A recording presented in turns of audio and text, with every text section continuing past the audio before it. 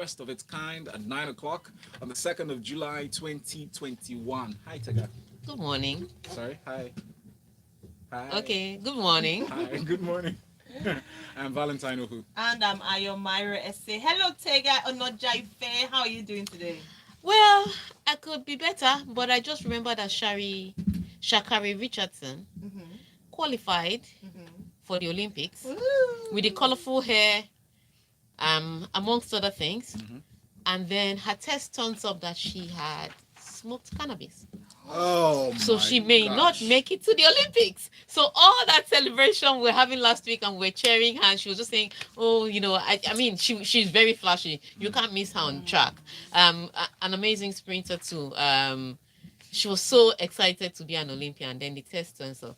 She celebrated a little too much. No, so what has happened, what we are hearing now is that she lost her mother just a week before the Olympic trials, and so she was a little depressed. So what cannabis does not is not it's not an enhancing drug, but what it does, it kind of combats fear and anxiety, and so they may try to take that as something else. But for her, I mean, she was going through a rough time just a week before. I'm not even sure she was. I mean, when you lost your mother, you're probably not thinking about qualifying for the Olympics.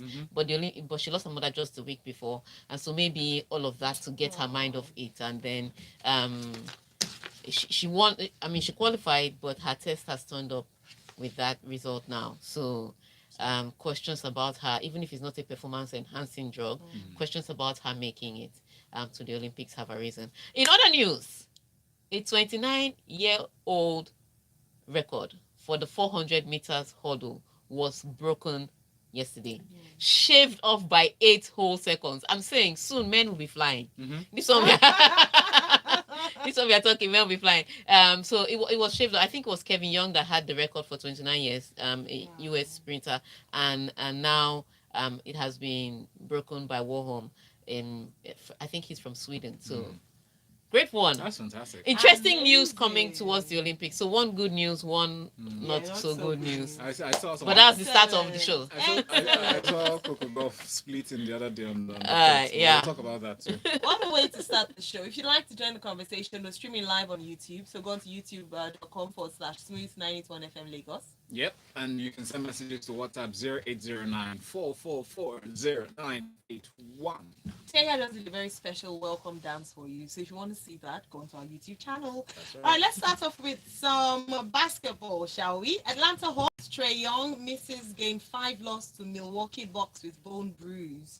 The Atlanta Hawks were without superstar guard Trae Young for their 123-112 loss in Game 5 of the Eastern Conference Finals because of a bone bruise in his right foot.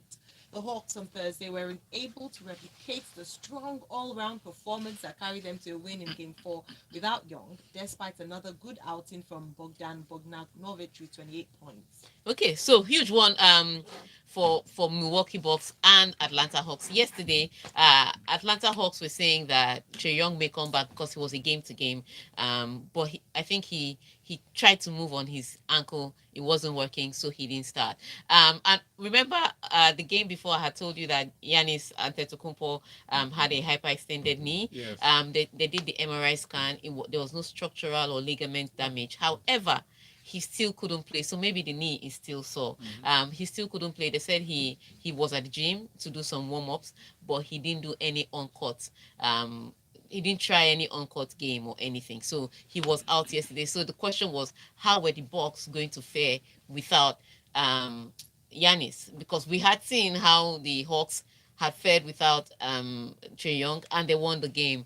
Series was tied at 2-2, but last night was beautiful. It started slowly with the Hawks and the Bucks trading leads, but third quarter, and it was game on for the Milwaukee Bucks. They just came into the game and exploded. Increased, I think they're leading at some point by 18 points, and it was narrowly shaved down to other points. But it was everybody else picking up the slack. Portis Jr. scored 22 points last night, a career high. Drew Holiday, who has, I think he's a good shooter, but he's a very inconsistent shooter. So he can have one brilliant game in a series of 5 games.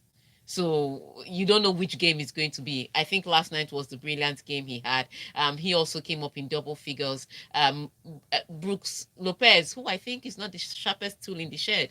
However, last night or early hours of this morning, he came up with 33 points for the Bucks. And then, of course, Chris Middleton adding his own 28 points. So really huge night for all these guys. I think that's what culminated into the Bucks getting it game 5 and making it 3-2 in the series. So now the game moves back to Atlanta, and they're saying Trae Young may be back for that one, but there's no chatter about when Giannis will be back on court. So let's see if this can be pushed to game 7. But right now it's looking good for Milwaukee Bucks because they have home court advantage. So, and in the Western Conference though, the night before, 36-year-old Chris Paul dropped 41 points to knock out his former team, Clippers, and take the Suns to their first finals. Let me tell you how big it is. They are the first team in the NBA to not have played in the playoffs for 10 years and come back and go straight to the finals. Wow. Wow. The first team. So they have had a 10-year absence. And then they came back and they played all the way to the finals. So I'm telling you, so huge one, and congratulations to them. Devin Booker with 22 points in that one. But the story was all about Chris Paul getting to the finals and trying to win his first championship ring. For someone, if you understand the player like Chris Paul, who's great, who's been making waves, doesn't have a ring. In fact, he's the president of the NBA Players Association, of the Players Union, and he doesn't have a ring. How are you president to pull that have 5 rings? I mean, it happens sometimes. It happens sometimes. But yeah, congratulations to the Suns. They're in the final, so they're waiting for either one of the Hawks or the Bucks. Interesting. Nice. Hawks or Bucks. Now let's talk about tennis. Now Roger Federer moved up a gear as he produced a far more polished performance in his second round demolition of Frenchman Ricard Gasquet at Wimbledon on Thursday, beating him 7-6, 7-1, 6-1, 6-4. Federer's much improved second round performance was a stark contrast to Australia's women's title hope Ashley Barty. Now Barty produced an error-strewn performance in her 6-4, 6-3 win over Russia's Anna Blinkova as she progressed to a third round meeting with Czech Katerina Siniakova. In Barty's words, here's how she describes it: "She pushed me incredibly hard. A few points here and there, could have been a different story." And she's right. Literally a few points here and there, and it could have been a different story for Ashley Barty. It looked like it was going to be comfortable when she got her early break in the first set. But, I mean, Ashley Barty has been a little questionable with Wimbledon. Like I've said, in Wimbledon, she's not gone beyond the 4th round, but at least she's played a little well, and she's world number 1. So we expect your game to be a little cleaner. And with the way Ashley Barty serves and she returns, her game is a little cleaner. But yesterday, it was questionable. She was all over the place. Her range was off, her timing was off. So again, needing to work her game together to get through. But she managed. She's now in the 3rd round, and with things like timing and instinct like that, it needs matches to get into rhythm. So I think the longer she stays in the tournament, maybe the better she gets for Ashley Barty. But good one for her there. For Venus Williams, not so good. She got knocked out by Tunisia's Ons Jabbar. One woman I'm very proud of. Would really like to interview someday and see how she goes. But this woman lives in Tunisia, just so you know. And she's doing well in WTA. She won her WTA title last week, just before Wimbledon, and now she's knocked out Venus Williams. The first set was really close. It was 7-5, but the second set, 6-love.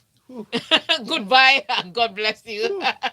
Coco Gauff too. You mentioned Coco Gauff having a really good time at Wimbledon. In fact, I think that girl is improving with each tournament. And the good news is that I didn't watch her, which is why she didn't lose. Because every time I watch her, she loses.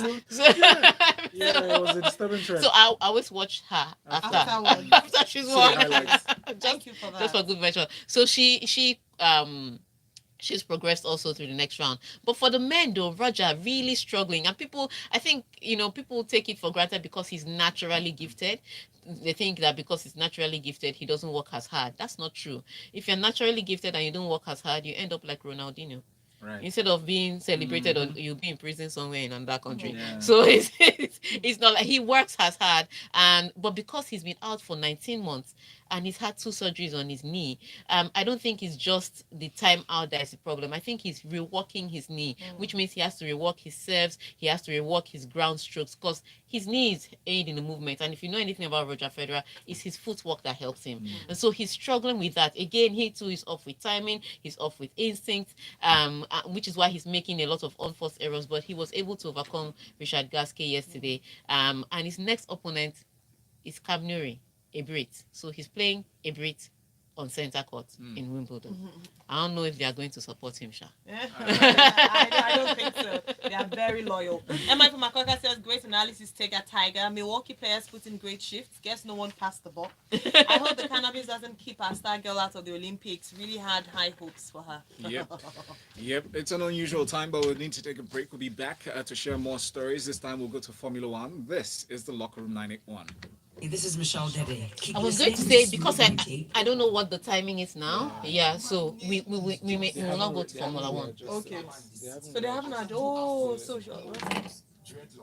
when they readjust it, it's meant to come at 15, but now it's still been 10:25. Okay.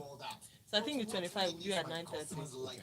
That makes sense. Yeah, instead of having to break it twice in between. So we may just so skip that's this it, one, okay, yeah, just have that. and go to Hazard and then open the phone lines. Right, okay. What do you want them to talk about? Who is going to make who their semi-finalists are? England, definitely for me. So we're skipping Max Verstappen's story. I think since you've already spoken about it, we'll just read it. Yeah. Okay. I was trying to signal that we won't do it. Okay. 1 second. Okay, I'll watch it.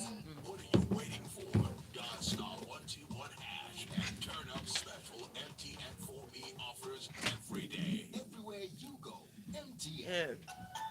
Oh, yeah, I wanted to my YouTube. Okay, YouTube people. So And once we come back, we'll just read through Max Verstappen just a little bit, Okay. and then we will go straight to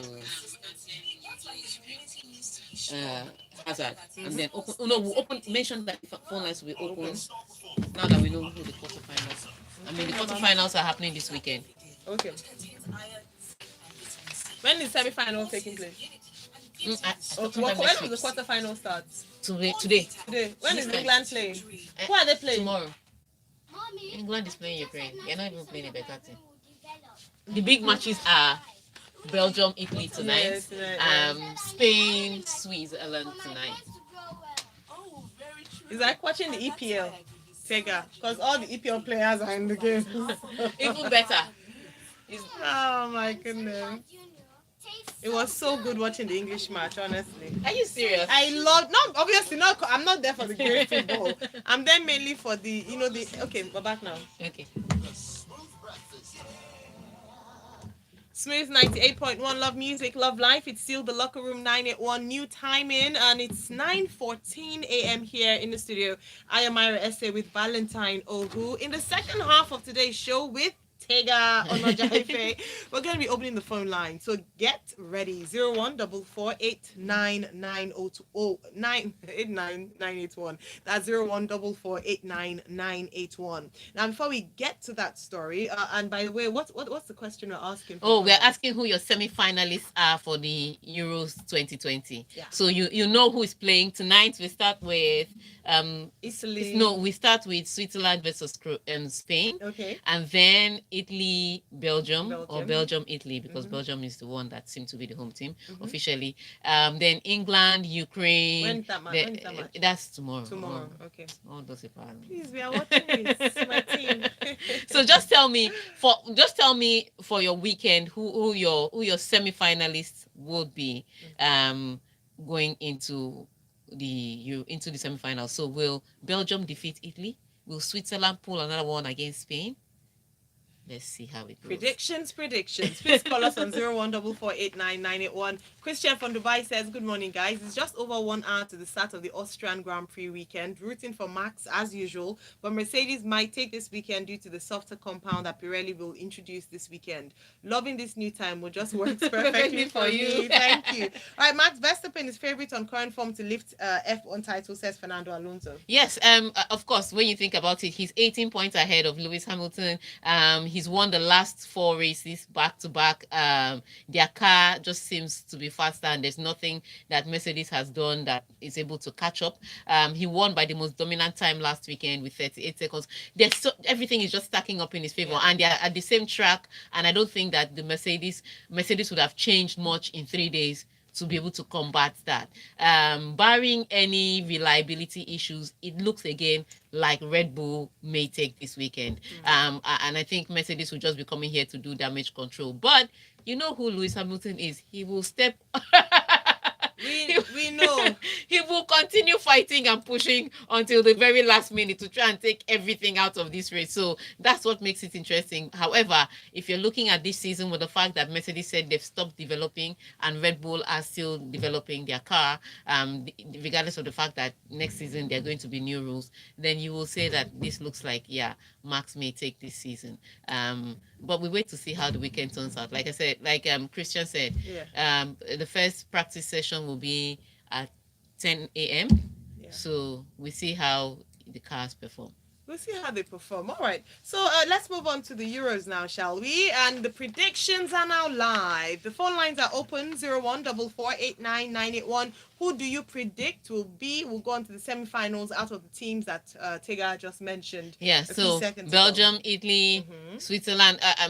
Don't tell me England, Ukraine. Belgium, Italy, Switzerland, Spain. I need to know who's going through to the semis. All right. Okay, then. So Hazard, De Bruyne fighting against time for quarterfinal. Belgium coach Roberto Martinez said on Thursday he'll decide whether or not to play Eden Hazard and Kevin De Bruyne in this weekend's Euro 2020 quarterfinal at the last minute. We're fighting against time, he said. We're going to take until the last minute to make the decision. Yes, really huge one for them. Both players got injured in the round before. I think the way Kevin De Bruyne's ankle twisted, it's really just tricky to see that he will be able to play, especially against an Italian side that are well managed, that have played brilliantly all around the park. But Martinez is going to have to, if there is a slight hope that Kevin De Bruyne can limp around the pitch, I think Roberto Martinez will play him. This is the quarterfinal. They need to make it to the semis. He's going to play him. But more interesting for Belgium is also Eden Hazard. In these Euros, he's come alive. He didn't do really well for Real Madrid this season, but in the Euros, he's found a way to be of relevance to this team. So let's see how that works out for them. But the big news is that they're playing against Italy. Now, if you know, prior to the Euros, everybody was thinking, the usual suspects in recent time, France, Portugal. But France and Portugal are out now, and Italy has played the most brilliant football at the tournament so far. Will Belgium be able to stand up to Italy? That's what we want to know. Be able to stand up to Italy. Let us know your thoughts. Don't forget, you can send in your predictions. You can send in through our YouTube channel. You can send in through the chat on WhatsApp, or you can call us. And preferably, the phone lines are open for your predictions. 01448991. Our first call. Good morning. What's your name? And where are you calling from, please? SC from Obanikoro. Go ahead, please. Okay, so my prediction is that I see Spain going through, and Italy, if De Bruyne doesn't play for Belgium, but if De Bruyne plays for Belgium, then Belgium will go through. I like this, your prediction. How do you put it on a slip? No, but it's the truth. And for Spain, I know people are asking me why I'm picking Spain. They are still the most attacking. They've created the highest number of chances. By the way, I believe they are the highest scoring team. Yeah, but so they also concede too. As bad as they are getting their job done. They are creating these chances. Okay. Finland is very strong, and they have this passion. But I don't see them going past Spain. So that's why I give it to Spain. As for Belgium, look at them without De Bruyne. They are usually flat. He's the magician there. And once they don't have him, I don't see them breaking the Italian defense, because they are very disciplined. So they need someone very, very creative to do that. All right. All right. MI from Akoka says... MI says, Italy, England, Spain, and Denmark are my top picks for the semis. In the off chance that the Three Lions win this tournament, English commentators will mention it in every EPL game next season. Peter Drury will be number one suspect. Abby, you just Actually, hear. I love the noise they make. Oh, Jehovah. Let's take another. All Right, but before then, Charles Chidozie says, with the way this Euros has gone so far, I don't bother predicting. Nothing comes to me as a shock anymore. I just want to enjoy good football until Ukraine wins this tournament. Just, that's what you've told us.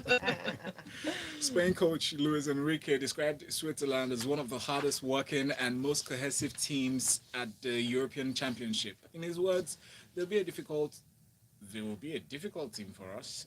They may not have many big name players known to fans, but as a block, they are one of the best at the tournament. Luis Enrique was caught saying this to a news conference on Thursday. Yes, so he's right. They play as a team, and that's where they have been strong, and that's where they were able to defeat France, who had brilliant and talented players all around the park, but somehow just dropped the ball. And that's where it come to play for them. Like I said, defensively, Spain are very suspect.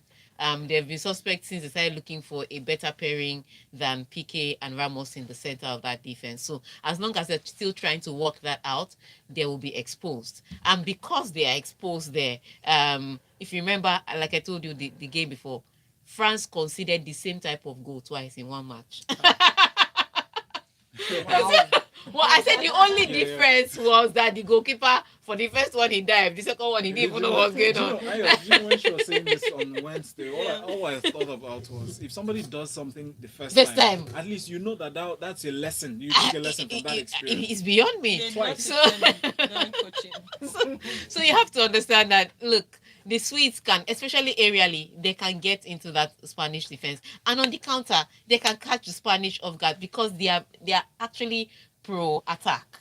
And so if they leave him at the back, Seferovic will just be having a field day, waiting for any long pass for either one of Shaka or Shaqiri to give him, and he will take a goal. So it makes them really, because of the way they play, very compact and structured and like a full team. They know how to get the goals, but you cannot discount the Spanish quality and the Spanish talent and their ability to create chance after chance. Yes, they've conceded a basket of goals, but they've also scored a bunch of goals. And so that's where it comes down. So if you love, for me, I just want people to play with freedom. Just play your game. And so I think that game I will enjoy even much more than the Belgium-Italy game. So it's open. So I understand Luis Enrique. That side is going to play as a team. His team better bring it on tonight. Bring it up tonight. You have to, please. Bring it on tonight. Pickford values Euro 2020 glory over personal plaudits. Jordan Pickford says he would happily swap personal accolades for a Euro 2020 winners medal as the informed England goalkeeper prepares to make history in Saturday's quarterfinal against Ukraine. Yes, it's a really huge one for England, making it this far. But Jordan Pickford has had 4 clean sheets, which is the record for an English goalkeeper. And if he's able to keep out Ukraine, then it will be 5 clean sheets and it will be a record. But he doesn't want that one. He'd rather concede and win the tournament. Makes sense. That's just what he's saying. He's not saying that these accolades are not good. He's just saying that, I'd rather get the trophy at the end of the day than all these records that at some point will be forgotten in the celebration. And that's important for England, getting the job done. They haven't played the most brilliant of football, but they have been effective and they're here and they have the opportunity to win. And guess what? When the record books are writing who won the 2020 Euros, they'll write England if they win. They won't say England, but the football was ugly. There's not going to be any qualifier. You just put your name and they'll give you your trophy, the same trophy that the people that played beautiful football won. So at the end of the day, it comes down to them doing the job, because if they lose, that's when we remember how Gareth Southgate picked 10 defenders for a tournament and how there are many explosive attackers in the EPL. Why didn't he pick one from there? There'll be all sorts of... But if they win, see, you can question a man's methods, but you can't question his results. So once he gets that result, he's brilliant. So So they need to win. Wow, that's Sega's quotable quote. You can question a man's methods, you cannot question his results. Emma is back, says Spain's strategy is to outscore the opponent, just like Tega just said. I don't trust their defense after conceding 2 late goals Against the Croats. Yeah.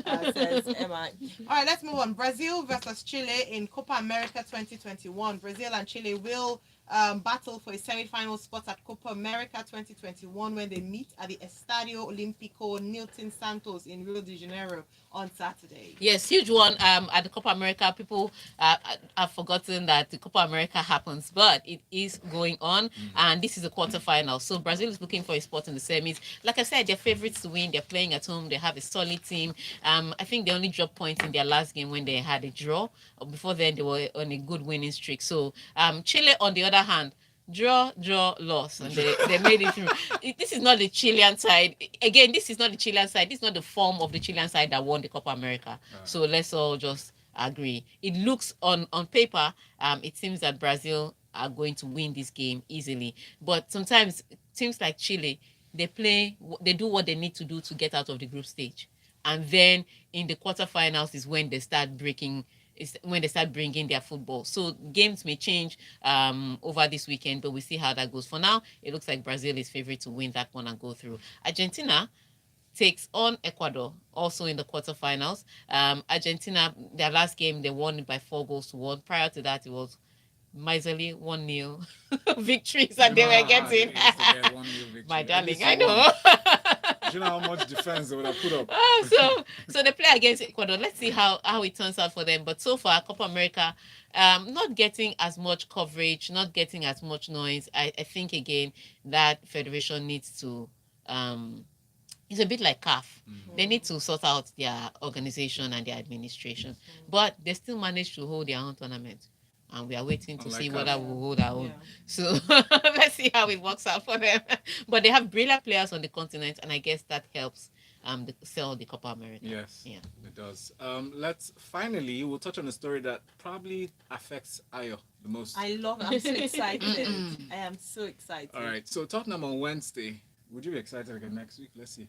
Tottenham on Wednesday announced that they had appointed former Wolves boss Nuno Espirito Santo as their new manager, ending their long search for a replacement for Jose Mourinho.